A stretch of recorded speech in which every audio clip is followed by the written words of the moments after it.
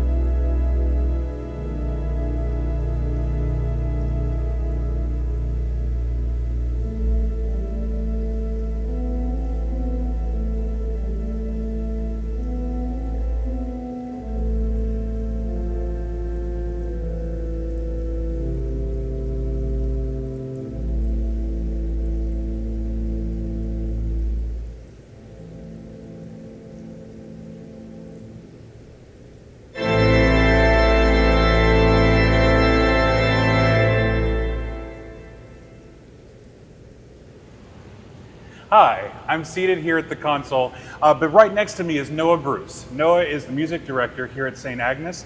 And Noah, tell me a little bit about yourself and the music program here. Well, I've only been here about a year now, but we have a wonderful choir, wonderful children's choir, and then the real star of it is this Kilgen organ. Yeah. So when you came, this was pretty much cut and dry, a done deal, already restored, right? Yes, it was restored in 2012 with the addition of the chancel organ across the church. Okay, awesome.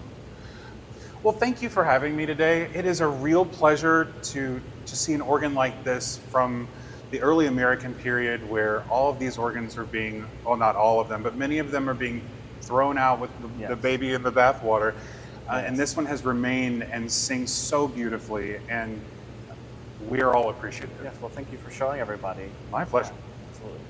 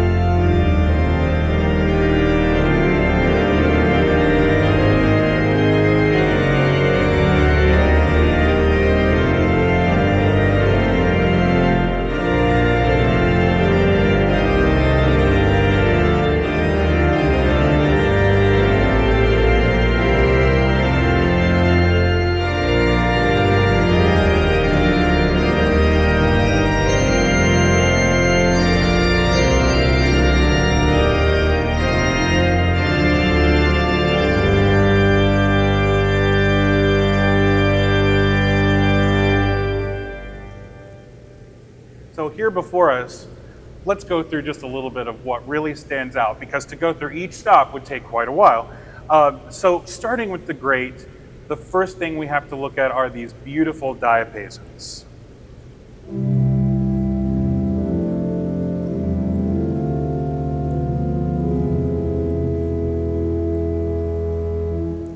That's the first diapason, the second diapason separately.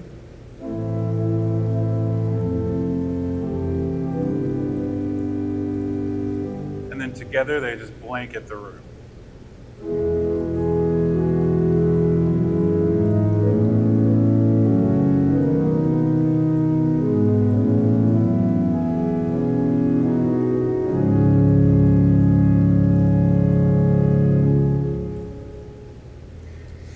So one of the really unique features about this organ is that it actually has a diapason celeste. So for those of you who are new to this, the celeste is the second rank. Typically we find it in strings, where you take one string rank and then add one that's usually about 7 to 10 cents sharp, giving you that chorus kind of feel to it. Not the right word I was looking for, but you get the idea. This one has that for diapason. So you get your normal sound.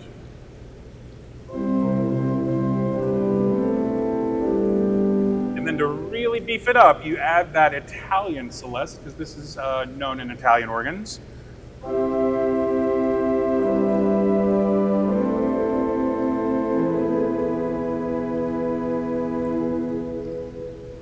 It's largely a matter of preference, I will say, but it is there, and it is another one of these multitude of things that with which this organ is equipped that makes it so special. So moving right along, in our 8-foot, we have a beautiful flute on the grate.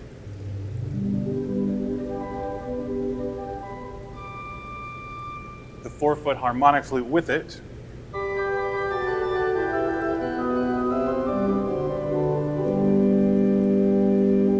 And likewise, while we're on flutes, in the swell, there is this beautiful stopped flute.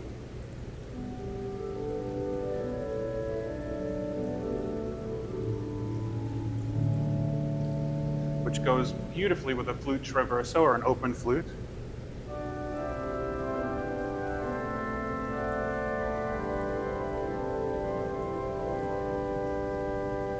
Hearing all of that flute, that delicious fluteness together.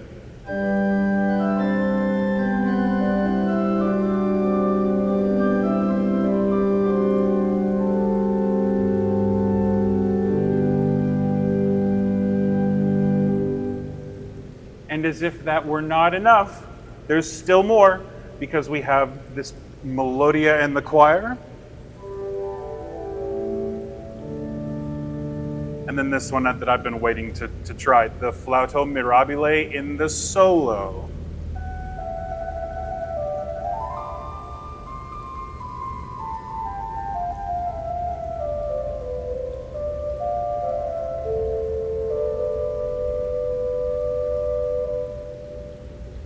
Love it. Also, in the solo, just right next to it, can't believe I missed this earlier, a diapason sonora. I'm just guessing that this is going to be a beautiful diapason stop.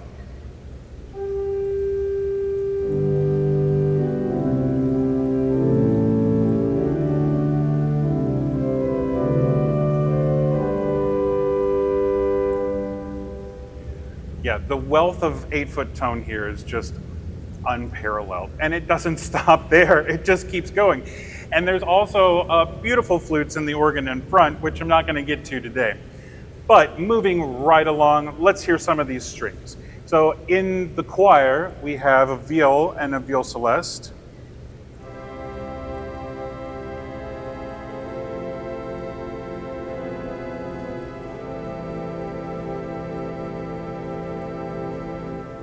In the swell, we have a viol da gamba and it's celeste.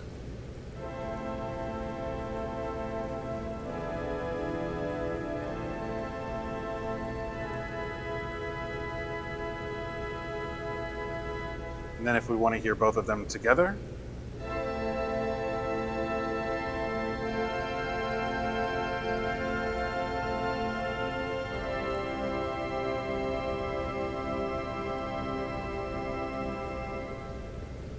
Beautiful.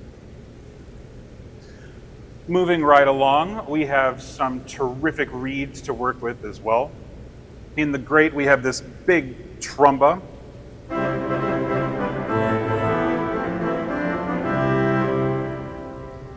In the choir division, we have this lovely bombard.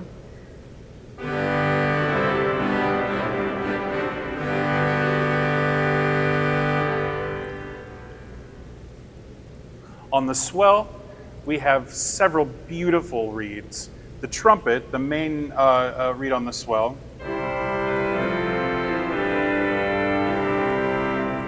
mixed with its 4-foot clarion.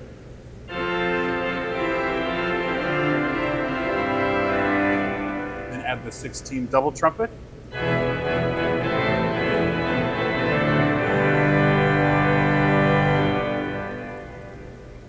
There's your reed chorus and the swell. And also this cornopian.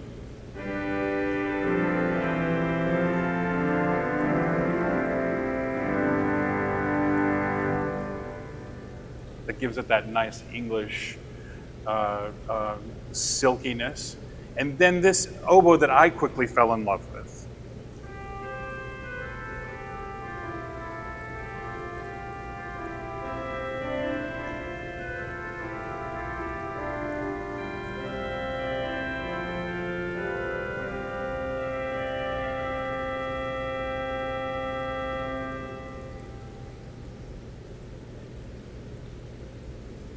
The reeds in the solo here are fantastic. So starting with this Trompetta Real,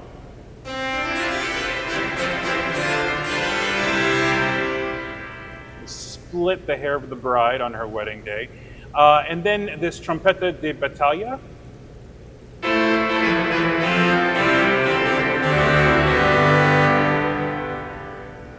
I'm going to play the two of them together. I'm sure the audio is going to overload for your listening enjoyment. Whew. A truly symphonic instrument would not be complete without a few little percussive stops. So the harp, which is ultimately, sounds like a glockenspiel, a muted glockenspiel. So here's the harp. Avon. So there's the harp, and then also the bells.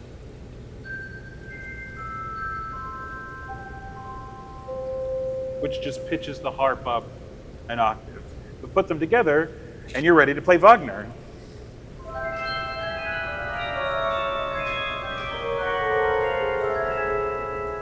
Or Tchaikovsky.